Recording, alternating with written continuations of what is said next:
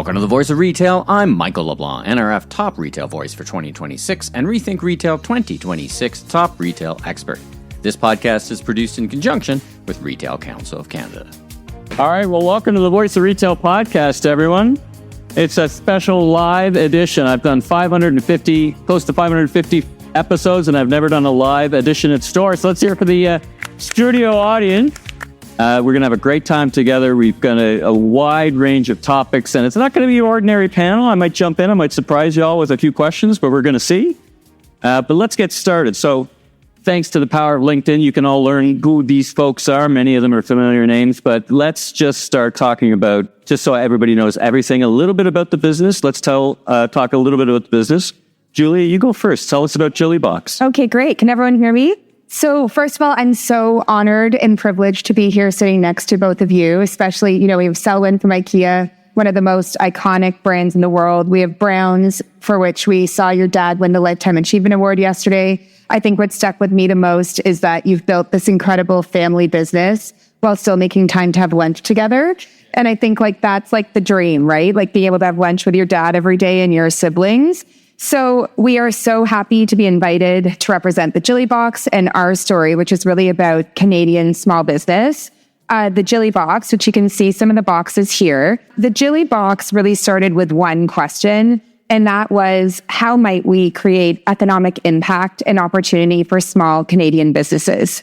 And that question was asked by content creator and TV personality Jillian Harris and her agent, Tyler Evans. At that time, Jill and Tyler were being presented with these incredible partnership opportunities with big brands like Canadian Tire, Joe Fresh, a lot of people who are probably in this audience. And Jill thought, what if I could use my platform and my community? Instead of making bigger brands bigger, I could focus on supporting the dreams and the hopes of small Canadian businesses and really change people's lives. And so the idea of the Jilly Box was born, which is curating 10 small Canadian, often women-owned, equity-deserving brands and putting them into this delightful package that can bring joy when you open it to yourself, but it's often also a family event with your family, with your friends, and really bringing that intangible feeling that I think we're all yearning for right now, that spark of joy, something unexpected. The Jilly Box launched in 2019. There were 5,000 boxes, and we sold out in a couple of minutes with 80,000 people waiting in line. And that's for a surprise box that no one knew what was in it. So I think just that power of connection, of trust, of supporting our Canadian economy really shone through. Since then, we've scaled to 20,000 boxes a season. So that's every 3 months. It's still a surprise box. It's $200. And we sell 20,000 boxes in under 24 hours, 27 seasons in a row. A lot of twos, but I hope that you can pass here for that. Yeah, thank you. It's an incredible accomplishment. Yeah, so it's just remarkable. I feel so proud to sit in this seat. And I feel just more proud that people show up for this brand time and time again. They wait in line, they wait for their turn to buy, and more so, they can't wait to share this experience with their family and friends. I know my 2-year-old, when my box arrives, is chanting Jilly Box and can't wait to open it. So there's just something really magic about it. The other kind of fun things about the brand are that we have a huge commitment to community. We donate $2 back from every box into our local communities. We believe that a healthy community starts with children and a healthy family. So that's really where our commitment starts.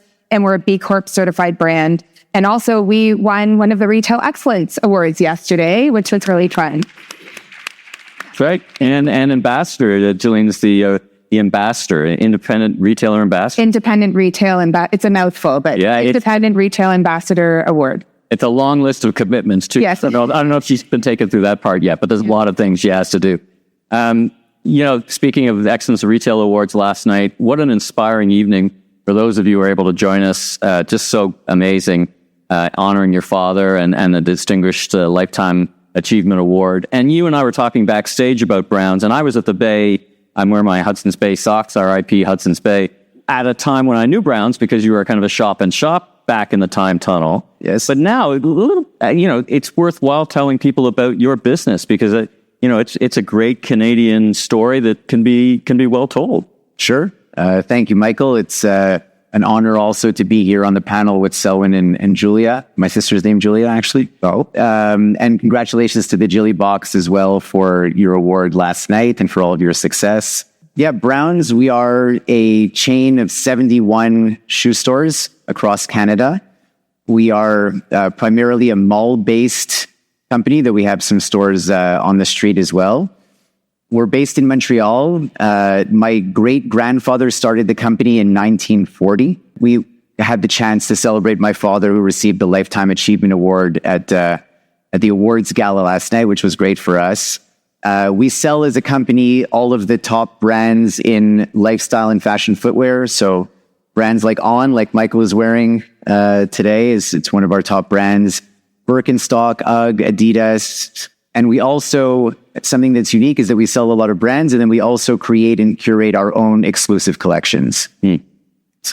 Selwyn, there wouldn't be many people in the room who wouldn't know the name IKEA, the world's largest furniture retailer, I believe. But tell us more a little bit about the location, the stores here in Canada, and the number of associates, and give us some fun facts about IKEA here in Canada. First and foremost, I just want to thank you for having me on the Voice of Retail podcast.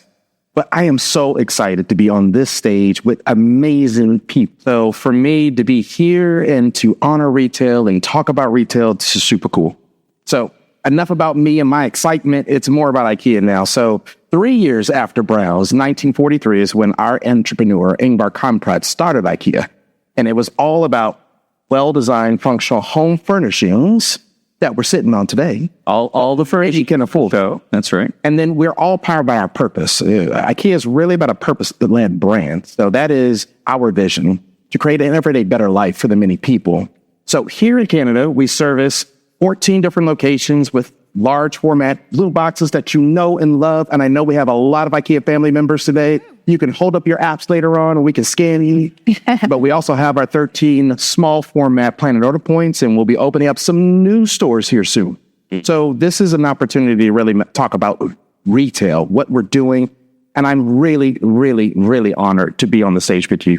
Thank you very much. Thank you, Selwyn. Well, I think I was one of your first interviews when you arrived in Canada, and you recently joined me. And just to give a sense of Selwyn's spirit, I pitched the idea of doing it in the IKEA store in Etobicoke. And it was funny because we were in the kitchen together, and there, we kind of blocked an area off, but there were still shoppers who found their way in, and they were literally looking at our microphones and wondering if they were for sale at IKEA, because we were doing a live interview in the middle of an IKEA store. So it was quite fun. Fourth generation, right? Fourth generation retail. And you were telling, we were watching last night, and the story of your father who went to ski. He was a professional skier. He went to Europe, and then he kind of did a short version of the story where your grandfather, his father, came and said, hey, maybe it's about time you come back to the business. But the story's a little longer than that. It wasn't always a certainty that it was going to be part of the business, right? No, actually, yeah, no, you're right. We're just talking about this backstage, but originally my father was a professional skier. He was living in France, and my grandfather had taken over the business, and he would come on to Europe for buying trips. And my father would join him on those buying trips in Italy. And my grandfather would try to convince him to come into the business. And for a few years, my father actually said, no, I'm a professional. I'm good. I'm a professional skier. I'm enjoying what I'm doing. He wasn't quite ready yet. Right. But I think he wound up joining when he was about 23 years old. So he's been at it for over 50 years. Talk about, let's spend a bit of time on being a family business, fourth generation business. I'm kind of interested in the dynamics and I always think of differentiators and table stakes. I mean, in any business, any retail business, there's a bunch of things you need to do. Is it an advantage to be a family business? And talk about how that works amongst you. Yeah, I think it depends on the family. Some families, but in our family, I would say that it's definitely been a competitive advantage to be family run. As I said, I've been working with my father, who's our CEO now, for over 20 years. And I forgot to mention that Selwyn actually introduced my father last night for his award and did a fantastic job. I can't believe that he was up there hosting in addition to everything. He's a man of many talents. So thank you very much. My honor. Did you always want to be in the business? Did you grow up aspiring to be in the business? You know what? Not really. I didn't think about it that much when I was younger. Something that my father did that I think was great is that he never put any pressure on me or on my sister to join the business, but we both ended up in the business with him. I've been working with him for 20 years. My sister runs women's buying. My brother-in-law is our chief retail officer. If there's something that I never doubt for a second, it's their passion for the business. And I think that there's like a sense of family pride and respect for the accomplishments of the previous generations that lead to a passion being felt that is hard to replicate, I think, for people who are not part of the family, though we have many, hundreds of fantastic employees, but I definitely think it's a competitive advantage. I had the opportunity to speak to Pete Nordstrom a couple of weeks ago, and we got into this whole family dynamic as well. And I said, what were you always going to be the king, you and your brothers?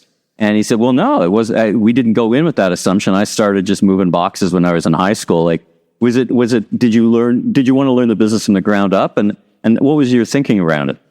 Yeah, so I started working in the stores. I worked in the stores when I was a teenager in school on the weekends and at night. And then when I started in the business, I spent some time in all of our Montreal stores. And then I moved to Toronto and I spent some time in all of our Toronto stores.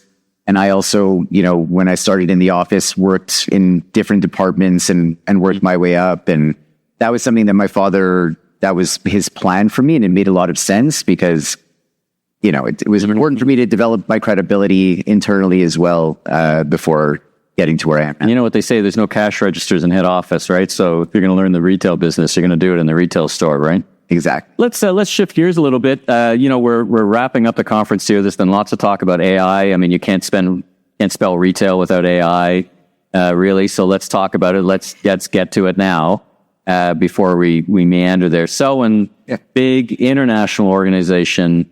Very well respected. I know many executives in your team around the world, very forward thinking, I think. So, when I think of AI, I think of it in two ways for retail. One is, what do we do in the work we do to make us more efficient? And that's a lot of things from supply chain to pricing to whatever. And then I think about it, how consumers are using it to do discovery now. And they're really two different conversations, but let's start with kind of how your philosophy is at IKEA around AI. Is it, you start at governance and you work in, what I found in some conversations is AI is a solution for a problem that they don't have yet. And if you go down that, you're now about AI, you're not about solving a problem. Right. And so talk about your philosophy and IKEA's approach. Well, I think it starts really going back to, we're a humanistic company. It's all about people, life at home. We say we're the life at home expert. So you have this wealth of knowledge and data and experience. And I think that's the start. If you really have good data, it's really about how do you manage, steward, make sure that data is super clean. Because as you put agents or AI agents on top of it, it's only going to feed you the data that you have. So for us, it started a few years ago with data stewardship and actually respecting the data that you have. But now what we say is what AI should be able to do is give us better retailing, give us better operational efficiencies, and give us better jobs. So when we talk about better retailing, it's enabling consumers and our coworkers to actually find and search for the products or information that they need at a much quicker pace. If we're talking about efficiency, then if we can find, let's say, more repetitive tasks and actually apply AI to it, we can actually shift those tasks and really shift that coworker to more meaningful jobs. And you can be on the sales floor helping and understanding the solutions that the consumer really needs, where the AI agent can't do that well enough. And then last but not least, better jobs. So for me, this is not about replacing my coworkers. I have 7,200 wonderful coworkers coast to coast. What I really want to do is empower them with knowledge, experience. How do we work with tools in a better way? But at the end of the day, it's really about, are we helping that consumer find the solution? So we have governance and really looking at how we make more coworkers literate with AI. So before they even start with AI tools, they actually have to go through my AI learning. The system will prohibit you if you haven't gone through the training first. So it teaches you how to understand, are you really in a safe space with the AI data that you're using? Are you using it for the right purposes? How do you properly? And then at the end of the day, you have to do something with it. So for us, it's really about starting with the coworkers, training them, developing their skills, and then applying it. But for me, it's not a replacement. It's really going to help us accelerate. It's going to be more efficient for us. And it's really the tools that our coworkers come prepared with now. So they expect us to give them tools and work in a way where they can be more efficient for the customers. Now, I know you well enough to call you a great operator. You love being in the stores and you love being with your people. Yeah. And, we live in an environment. So when I look at the news, and when your 7,000 people look at the news every day, they see over and over again companies firing people because of AI, and they're trumpeting that. This is great. I'm going to lay off 7,000 people. Look how great I am. So there must be some anxiety. Do you encounter some anxiety about, I know you're saying this, but are you really... Is there a future for me in business? Not even at IKEA, but there must be some. Do you encounter some anxiety? You do, and I think the good thing is we were talking behind stage. Where did we start? So I started with IKEA pushing carts and doing returns. And if you think about it now, that returns coworker has so much information at their fingertips. Every transaction leads back to the initial sale, gives you clues on the next sale. So if you start to teach those coworkers, it's not just about the transaction, about the culmination of the data that you own. They are empowered to be better sales coworkers already. So for me, I try to turn the situation around. So whatever you're doing today, how can you use tools like we employ with Copilot or other technologies? How do you really encourage the customers to start on the app where we have AI and AR tools available with IKEA Creative? How can you start your return with a self-return? So it's really enabling the coworkers to really invest the time and experience with it, then be in the moment with the customer. So I will not stop pushing more hours to the sales floor where they're needed, but I'll be really looking for the times where we can take away the unnecessary tasks to provide them more opportunities on the sales floor. And that holds true as well for store support or head office, right? And Scott Galloway crystallized this thinking very well. I think you tell me where he said, listen, AI is probably not going to take your job, but someone who's very good at AI might. If you don't, you might become a bit of a laggard. Do you share that philosophy? I mean, outside the store, associates, do you think about that as well? You can say as we transform in our corporate office, the jobs are changing. So the times where you had to have a reporting team just to go through Excel-based documents, those times are over. But what you can turn them into is insight and analytic teams that can actually consume that data and give you more actionable content. So it's more about not taking away the job. What do you need to shift that job to? Right. And then when you work with the marketing team, it's not just about print. It's not just about the wonderful catalog that I know you love and you miss. But what is it that we now need to do to make sure that when we advertise, how is AI supporting us? How can we test and try faster? How do we use that AI engine to create the next format of stores or presentations of merchandise? So it gives us more flexibility, more efficiency, and then we can really be where the customers need us. So I don't want to dwell on AI too much, but Julie, I have a question for you. You arrive at your job with a deep understanding of e-commerce and digital technology. So I'm interested less about, the day-to-day use of it from your perspective, but you see a lot of things come and go, right? If I called out one like the metaverse, right? Yeah. I mean, many of us, I don't know what your situation was. I'm calling bullshit on the metaverse pretty quick, right? But it's sometimes difficult to parse the signal from the noise. How do you approach that? Because I'm sure every second day there's something new being presented to you as this is the solution to whatever problems you're in. How do you start to get your experience and parse that? First of all, I want to go through IKEA's AI training. That sounds amazing. But I've worked in e-commerce since I was 22, since 2008.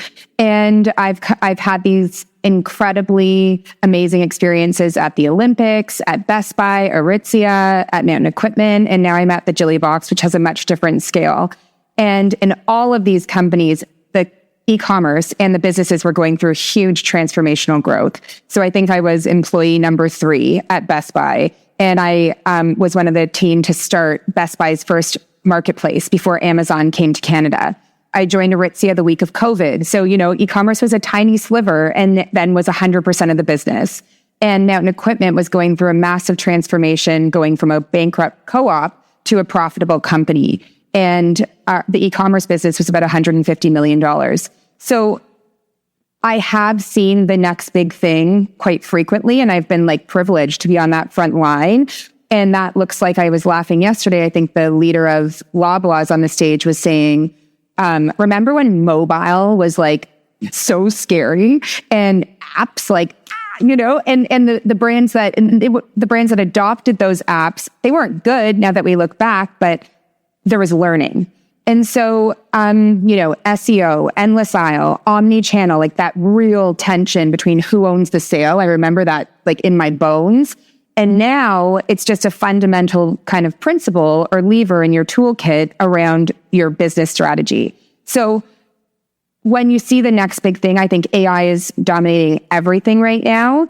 And it's just, we need a plan. We need exactly how Selwyn shared. We need clean data. We need organized files in a way that AI can actually read and be a support system to us.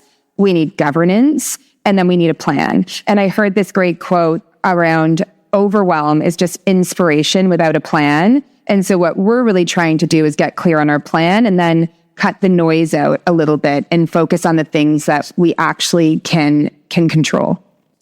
Let's shift gears again, Selwyn and David. Let's talk about stores. And David, it may have been your first visit to Excellence of Retail Awards, but perhaps you noticed that of the categories for submissions, the store design category was, I lost track of the finalists, and that's not everyone. But then you look at e-commerce, and there were 3.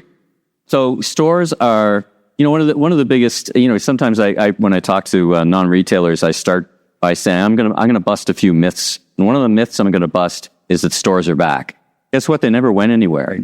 Right? They never went anywhere. It's not as bad as the retail is dead kind of transformation canards from the late early part of the decade. Let's take a look at your stores. I think about, we'll start at the baseline, their 4-wall profitability, but let's take a look at some of your stores, walk us through them and what their role is in your overall brand and the business. Sure. So, we are primarily a brick and mortar retailer. I think that the stores are the strength of our business. They're really the place where our brand image and our customer experience intersect and come to life. We actually invest a lot in our store design. We're very proud of our store design. We've been working with an in-house designer for the last 20 years. I think that she designs some of the nicest stores in all of retail. We're always telling our potential new brand partners, new vendors, if they're not familiar with Canada, if we're dealing with a European brand or an American brand, the best way to understand Browns is to come visit one of our flagship stores. This is our Yorkdale store here in Toronto that we opened in the end of 2022, coming out of COVID. We always try to put our stores in the highest traffic part of the mall. Very important for us. Our stores are always full of life. They're always full of people. Very common for people to tell us that they went to a mall and that none of the stores were busy, but there are tons of people in Browns. Something that we started doing about 10 years ago, which has worked well for us, and you'll see it with this Yorkdale store, is that we're trying to make our entrances very wide, and then we take our most desirable merchandise and we put it right at the front of the store, so it almost pulls the customers in as they're walking past. That's interesting. That's almost a little counterintuitive, like, you want people across the threshold and then go farther into the store. But I guess the role of the associates is to make sure and figure that flow out and get them deeper into the store to see the rest, yeah? It makes it more complicated. It makes the customer service a little bit more challenging. It also makes traffic counting more of a challenge because there's so many people walking in and out. But we see that it's worked well for us, and we're actually attracting more new customers the wider the entrance of the store. This one is our newly reopened flagship store at the Rideau Centre in Ottawa. And this is a store that we had and we expanded. It took the store next door. And this store has over 100 feet of width in the front on both sides now. So it's our widest store, and this is our new store concept. Now, do you, just kind of a technical question, do you have store counters? Do you measure conversion? Some retailers count by transaction. How do you guys approach it? We do. We have traffic counters. We're measuring conversion. So like every solution that any retailer adopts now, ours is embedded with AI. So because it's hard for us with the way that our stores are laid out with such wide entrances to really understand who are customers coming in and out, who are staff. Sure. But I think that we get a good read. And yes, I mean, traffic is very important for us. I think we thrive on always having a lot of people in our stores. It adds to the energy of the experience we're trying to create. I was renting a Pandora jewelry for a while, and they had such a very, very high conversion rate in the store. So my job was to get people across the threshold. Because once they got across the threshold, the chance of them getting out of that store with nothing was very, very low. So the emphasis, how is it for you? Is it a big emphasis? Is that when you're talking to the employees, it's like, really your job is also conversion. We're going to get in the right malls, in the right place, to get the right traffic, and we're counting on you to make sure that they find what they're looking for. For sure. I mean, I think another fundamental part of Browns is the customer service that our customers get in our stores. And we're very, conversion is one of the top metrics that we use in our sales department. And every store is different, though. The nature of every store is different. So some stores have a natural higher conversion rate. It depends on what area of the mall it's in. It depends on, again, the width of the entrance. Street stores tend to have higher conversion rates because there's a higher intent before you walk in. Sure. But yes, definitely. I mean, providing an excellent experience, I think, is a little bit of a lost art in retail. It's something that we're very committed to at Browns. You mentioned On, and I'm wearing a pair of Ons. I know they're one of your big vendors, and your dad was very, I'm impressed by a lot of things, but he was very congratulations and thanking his partners that were the landlords and the vendors. That stood out to me.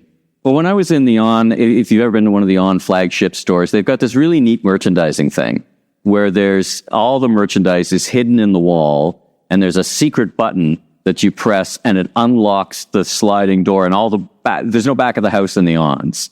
So how do you guys think about that back of the house experience? I'm looking for a size 4 or size 5, and then, in the old days, the associate would disappear for 10 minutes to go find the size 4 or 5s. How do you manage that? Do you bring it out front? So, what do you... Yeah, I mean, running that's one of the big challenges of a shoe store, right? Is trying to make sure that you have the right inventory in the back and that you're able to get it out for the customer fast enough and not disturb the customer experience. At Browns, we mandate our people to come out with what the customer asked for and then a second similar item in order to give the customer more choice and to try to convert that first sale.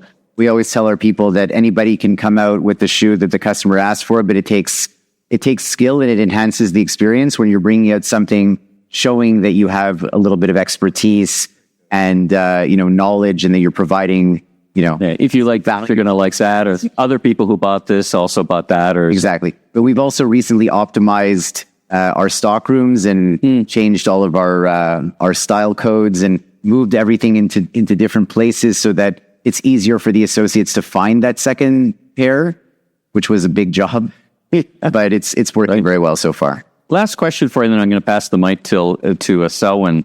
Let's talk about the competition set for a second. When I think about your category, I think about the vendors who are going direct, and some more successfully than others. But how do you think of that? All the brands you mentioned, from Birkenstocks to On to Oka, they've all got their own flagship stores, and they all go at a DTC, direct to consumer. Now, how do you do the 1 + 1 = 3, right? Which is what really that you're all trying to do, is grow the market, right? It's an interesting question.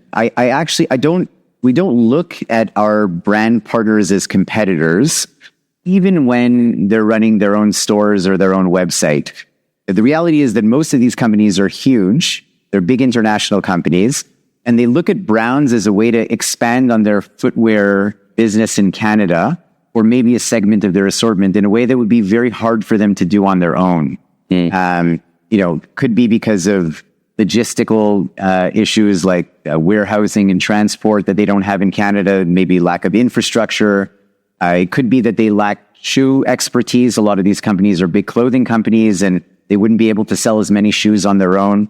So we think that our brand partners really complement us. I think they look at us the same way. We're also selling a lot of athletic shoes now. It's a big part of our assortment, because in the last few years, fashion has gotten, since COVID, right? Fashion's gotten very casual. So exactly.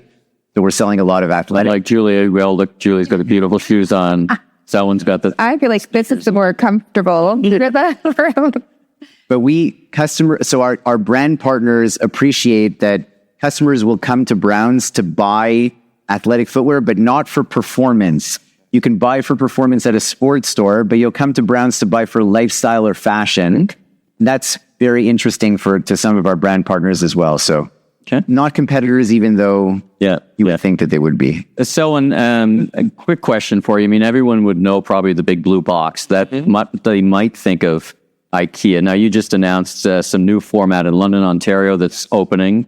And I'm very intrigued also, not here, but in Soho, New York, you're taking over the Nike real estate. You could have located, not you, but you could have located anywhere in New York, but you chose, could have been Fifth Avenue, could have been Hudson Yards, but you chose Soho. And I'm making a bit of a statement there, I think. Yeah. So talk about your physical store strategy that is beyond, let's say, beyond the blue box. And big congratulations to the U.S. team that has really gone all in on New York. But what they're trying to solve is the same thing we're trying to solve in many of the cities around the world, whether it is Toronto, Singapore, London. We're all trying to find the right format that fits the consumer in those cities. So the U.S. team is really looking at Soho as an opportunity to be much closer. They have a store in Brooklyn, but how can they get onto the island and really serve the island in a better way? It's the same strategy that I'm trying to do with our downtown Toronto store. So how can we improve the format? How can we improve the services, the presentation of merchandise? We have got a lot of learnings from downtown Toronto that has helped us now take those learnings and put them into our London store. And do you mix up the assortment? I mean, I've been in IKEA stores in Austin that are just design stores. Like there's no merch at all. It's just like idea store. You know, we've been successful with the plan and order points, which has been the smallest physical format that really specializes in design and planning services. So kitchens, bathrooms, closets. The store in London will really reflect convenience. So it's an hour away from our Burlington location, but you still want wonderful home furnishings and furniture. So that store will be catered to many more casual pickups, convenient pickups for customers with lots of products and features and benefits that they love. We're testing. We want to be closer to many more Canadians. We want to get to communities that we're not. We understand it's a journey to get to us. Between Burlington and Windsor and Winnipeg, there's a lot of real estate out there. So for us, it's really about how do we get to communities where we're not? And then do we have the services that they need? So we're also testing mobile collect, other services, and we're really trying to make sure that we can be more accessible. For me, it's not so much about the touch point. It's really, do we have the right fulfillment network? And then everything that you plug into the network are nodes. So in our nodes, you can have a customer fulfillment perspective. You can have a store. You can have a mix of different nodes, but it's really trying to be accessible so we can be more affordable for the many Canadians. Now, how much of this testing is Canadian specific, trying to understand how Canadian consumers react, and how much has already been tested in Europe, or how many countries are you in? Lots. You're in a lot of countries. A lot of countries. So there's a lot of very smart people like yourself, maybe not quite like yourself because you're very unique, around the world. Are you testing how Canadians react to the format versus the format themselves? The good thing is under this umbrella of IKEA, we have many different, let's say, franchisees that have tested and tried small formats, whether it's in our Causeway Bay store in Hong Kong, in Puerto Rico, Dominican Republic. But what I would say is your Canadian market are pioneers in IKEA. So many, many, many years ago, we actually tested a format called Pickup and Order Point. And that was the first time IKEA had ever tried a smaller format with ordering and picking up goods. That was your Canadian team setting the standard. So from that, where we were in Whitby, we were in Oshawa, we were in many different cities. We've now closed some. We've relocated them into plan and order points.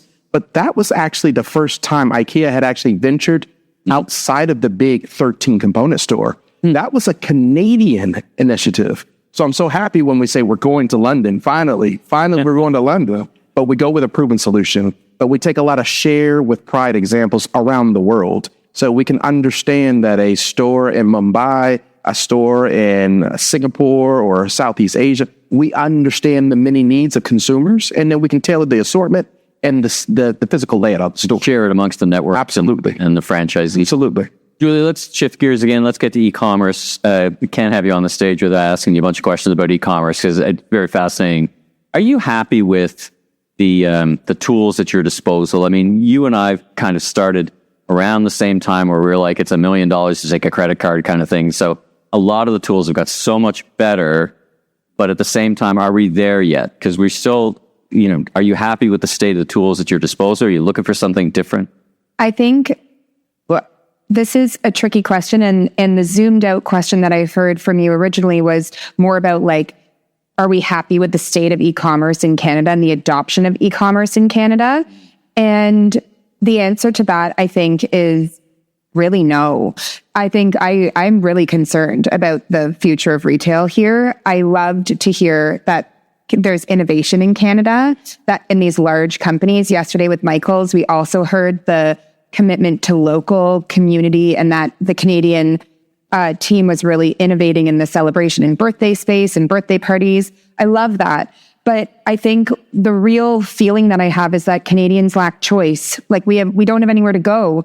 There's this huge wave of people wanting to shop with their values and shop Canadian small businesses, but you don't know where to go. Small businesses are closing faster than they're opening. We have iconic brands like your socks, HBC, that, shut its doors and there's been no replacement. We have these other brands like Nordstrom with these massive retail footprints that have exited and there's no replacement. And I know that's coming, but several years gap. And I feel like Canadians, for me, I have a young family. I don't know where to go to shop. And my biggest pinch is on my time. And so when I look around at where can I shop really conveniently that I can know where my dollars are going or into my community, I can trust what I'm going to buy and bring into my home for my little kids, I honestly don't know where to go. And so the optimism there is more about this Canadian patriotism wave that we're seeing since the tariffs were implemented, where people are searching made in Canada at a higher rate than ever. We're also seeing that in research from Angus Reid that people want to intentionally decrease their spend with Amazon or stop entirely. And this is no knock to Amazon, but I think it's just more about being overwhelmed and not knowing what you're buying. And so the optimism there is that we made an intentional bet last year where we have our box. This is our flagship. We're going to protect that at all cost. But we also have a growing e-commerce marketplace. We have about 1,000 SKUs that we curate from Canadian small brands. Our curation scorecard looks like Canadian, made in Canada, women-owned, sustainable, equity-deserving brands. And we want to bring all these small businesses together for discovery, and also so that people can buy everything from one place and still benefit from not hitting that annoying free shipping threshold, which I know just is my shopping cart abandonment moment. And so since we launched in October intentionally, it's not perfect. We have tons of opportunity. We've seen just this enormous response from our Canadian market. And that looks like in 9 months, millions of sessions, industry-leading conversion rate that would be akin to what I saw at Best Buy or at Aritzia, and then the basket size of, on average, 4 units per transaction. And so what does that show me? Well, people want this. When they're coming, they're shopping cross-category and they're finding what they're looking for, but more so they trust the curation. And the other thing I'll say is that our team tests, and Jill actually tests every product that we bring to our website. So we know that we love it and that we can stand behind it. And I think that's really the most exciting thing. We are serving our customer who is looking for not just a product. They want like the Sunday morning ritual. They want the dry brush and the body oil and the clean candle and like this reset moment. But we're also serving our small Canadian entrepreneurs who have a dream but can't get eyeballs. And so our biggest opportunity is really to find more customers like that, values-led woman who's seeking that Sunday morning reset, and to tap into our small business partners so we can create this power of the collective and really like amplify our mission to be the Canada's most trusted shopping destination. That big virtuous circle. Now, to accomplish all this ambition, what do you look for in your people when you look to hire from a technical skills and philosophy? I got a sense from Jillian last night. I mean, it's impressive that she looks at every product, so that's interesting. But how does that carry on? What's your animating principle when you look for? Yeah, that is a great question, and I'll answer it in the most Jilly Box way. It's heart. Like we really look for heart, and of course we need technical skills. We need people who are knowledgeable in digital and merchandising and buying. But we're also in this really interesting moment where women are leaving the workforce at higher levels than ever before. And these are senior, ambitious women that feel like the ambition of their career just can't meet the demands of their family life. And so we're actually looking for heart is our greatest competitive advantage and has helped us tap into this incredible pool of talent.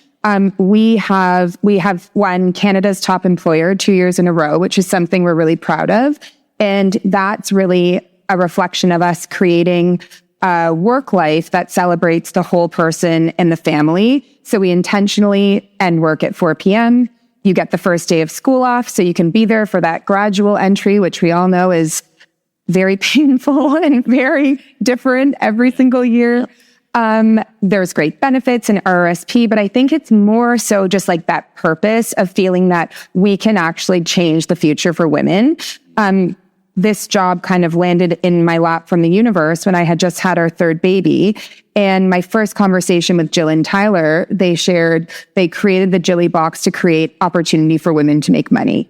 And that's just something that still gives me goosebumps. Resonated with. Yeah, 90% of our team is women. 75% of our products that we curate are from women entrepreneurs. And so we really live this purpose. And what we look for in people is, of course, technical expertise, but it's that belief. And that's helped us attract incredible talent from Lululemon, from Aritzia, from these incredible Canadian brands that the Jilly Box would have never been on their radar. But all of a sudden, because you have people yearning for belonging and connection and purpose and a work day that, quite frankly, ends at 4 p.m. and that you can have dinner with your kids. And so that's been amazing. David, what's your philosophy? You could need, to accomplish your goals. We talk about conversion and, what do you look for in your people? How do you find them? And, what's your gauge? What's your animating principle when you're interviewing people? Right. Well, so people are, I think that a business is only as good as its people. I know it's a cliche, but it's absolutely true. And at Browns, fundamentally, we believe in continuity. So we have many employees who've been with us for 25 years, 30 years. We have a lot of second generation employees. There's no bigger compliment for us than when someone brings their kids into the business. And once we see that somebody's good, once we know that somebody's a good employee, we will do everything that we can as an organization not to lose them. I wish I had a secret recipe for knowing how to recruit or find top talent. I don't. I think it's very hard. But I think that a mistake that companies make are not doing enough in order to retain their good employees. And something that I'm very proud of is that in our 86 years, we've never hired a store leader from the outside. Our 71 store managers all started as sales associates, our district managers, our sales directors. Everybody was promoted from within. And the average length of service for our store managers is 14 years. And that's something I think that's very unique in Canadian retail for a company of our size. And I believe that continuity and that creates across the country, because we move our managers around in order to help them grow. But the customer experience is consistent across stores because all the managers have been there for a long time. And I think that creates a customer experience that our loyal customers have come to really love and appreciate. You remind me of a conversation I had with a very different business, a pitmaster in Texas. And he said the question he hates the most is when people say, "What's your secret?" And he says, "I have no secret. I work hard. I'm really good at this." When you mentioned that you don't have the secret. You just put all those things together, right? Julie, let's talk about marketing for a sec again. To have someone that, the genesis of the Jilly Box is based on influencer marketing in a broad sense. And I'm less interested in, how you execute on influencer marketing, because that's where it all begins. But what's your advice to the audience, to the people listening to the podcast, about how much time and treasure to put into influencer marketing? Is it a worthwhile spend? Should they, if you had your last dollar of marketing budget, would you put it in influencer marketer? Would you put it in all the many other things you could do? How do you? Yeah, that is such a good question, especially as I mentioned, we're an influencer founded business. So I feel like that's quite new. And what we know to be true is that the audience that Jill has built her 2 million followers. It's extremely loyal, built on trust, authenticity, consistency, and like a great sense of humor and some fun. But Jill and the audience, her community, is our number one strategic asset. And so any decision we make has to be through, will her customers love it? Her customers are customers, but that lens of we need to protect this incredible community. And I think we've seen firsthand just how powerful influencer marketing can be if it's the right person and the right connection and community. So of course we have a budget for influencer marketing that goes beyond Jill. And that is affiliate, content creators, but it's not the biggest content creator. It's who shares our values and who has a super engaged following that's built on trust. And then we try and look at the broader layers of our community, where I think that we want to create a multi-voice platform. And for the market, that's akin to Goop with Gwyneth Paltrow, where Gwyneth Paltrow might be the most aspirational voice, but you trust the editors on her team as much, if not more. So we want to hand the mic to our employees. Why did they choose these brands, these products? What makes them special? How do you style it? What is your Sunday morning reset? And that's free. And then the second thing is our incredible small businesses. We know people trust people. They don't trust brands. So it's way more powerful for us to hand the mic to our small businesses and let them tell the story of creating this beautiful plush towel to bring their newborn home from the hospital versus us just listing the product specifications. So I think my biggest advice would be, you can do a lot with a small budget if you find the right people who align to your values.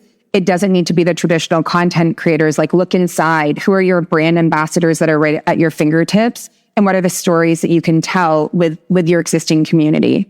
I love that idea, the associates as brand ambassadors. It's the untapped, David, think of your people. It's the untapped or tapped in resource. Let's talk about sustainability now. Selwyn, it's right in your title. Yeah. We've talked about this before, and as I think of the Jilly Box, and as I've been reflecting on what you're saying, sustainability is very important. I would describe your business as what sometimes I call special, not big. Compared to a global business to IKEA. So you have a very specific audience. Of course, you're trying to grow it and make sure everybody knows about it. But Selwyn, you're trying to talk to basically all Canadians. Sure. And, we look at the research, and sustainability has fallen way down the list of important things in their lives some days, particularly as the economics get a little tougher. The politicians don't talk about it much anymore. In some ways, we're going the opposite direction. Is it important anymore to shoppers care about sustainability in your business? Absolutely. And I think when it starts with affordability and you talk about sustainability, that is the new superpower of retail. If we can make more lives more sustainable but affordable, then people have the best of both worlds. They can actually do better for the planet and for people, and they can enjoy a better life. So for me, sustainability is built into the title, but it's what all of our coworkers have. Everyone has a goal, not only a sales goal, but also sustainability goals. So how do we avoid waste? How do we make sure that every life of a product it's always continued? So it's our take back program, our as is program. There's so much around sustainability that we built in. It's even the deliveries. We know that over 76% of our deliveries today is made in an energy efficient vehicle. So for us, it's about what we do, but it's not about just being sustainable. It's about going back to our purpose, an everyday better life for the many people. And if we can be a good business, it makes sense to do good business. Let's go to the wrap up. I got one last question, David, for you, and that's advice to the audience. And in our audience, there's both vendors who'd like to talk to you about selling you things, and also your fellow retailers. So some may have your scale, some may be smaller. But what are the kind of 2 or 3 things that retailers have to get right to be successful today? Sure. So I think it's a great way to end the podcast. One thing that I notice, I always have a very critical eye when I'm experiencing something as a customer, because we're in the customer service business. Ooh. I think a big mistake that a lot of companies make in customer service is they don't empower the people who are on the front lines to make obvious exceptions to policy when they apply. So, that could lead to a lot of frustrated customers. And something that we do at Browns is We make sure to tell our people that whoever is in charge, that anybody customer facing needs to make a decision. And if you make a decision in the name of customer service, even if we don't agree with it afterward, we're never going to get upset with you. That's the first thing. Second thing is I think try to stay more connected organizationally in this crazy era of constantly changing and evolving customer expectations and AI throwing everything into upheaval. I think it's the companies that have created the right structures and processes internally that are going to be able to be the most agile. Yeah. And that's something that we've learned in the last few years. You really need to connect all of your departments. There's no more working in silos. And lastly, I mentioned it before, but concentrate more on retention. It takes so long to recruit and hire and train and onboard. And, I find it takes a long time to even know if somebody fits into your organization culturally or not. And I think that you're better off once somebody's good, focusing on whatever you can do to retain. Very great advice. Now, Selwyn, I have a question for you as the freshly minted chair of our RCC. But before I get to that, Julia, you've got a surprise for the people out in the audience. Yeah, we have something fun. One of our core values is generosity. We give super generously to our team and to our suppliers. So we have these boxes on the stage right now. This is our Tropical Paradise 27th box. And then we have our first ever men's box that actually launched today and is already sold out. So whoever gets this is a super special first of its kind. And so we would love to give a few of these away to the audience. I think there's a couple of golden tickets under people's seats. And reach under your seat, look to the side. And if you find one, come meet me at the end. He's up and moving. Look at everyone go. Look at everyone go. This is better than the 7th inning stretch. This is great. There. Selwyn, as I said, as of 24 hours ago, you're now the chair of the board of Retail Council. So why do you do it? I think we all sit here for a passion for what we do, and it's people. When I stepped onto the board for RCC, it was a passion for retail, again, for people. So I do this and we find time because I get to be with people, amazing people, amazing brands. So to sit around the table with so many brands, talk about the issues that really face retail head on, it's an honor. It's a privilege. And I want to thank Nick, who was the former chair of the board, and the wonderful team that we have. But it's so important that we take time like this to come together as retail, because we're going to have turbulent times. There's enough around us that keep us really busy. But if we can come together and actually tackle issues, and the RCC will advocate for us, then we progress retail. Then we can talk about the future of retail. That's why I do it. Well, we're lucky to have you. Thank you for accepting. You have a busy job, so thank you for accepting it. And thank you, each of you, for joining me here on this live recording of the Voice of Retail podcast. Let's hear it for my guests. The fabulous John. There's our closing music. Thanks again. And this is the last session, but I believe there's a few words after this. So hang out and don't forget to come get that Jilly Box. Thank you. Got the box. Hey, Michael. Thank you.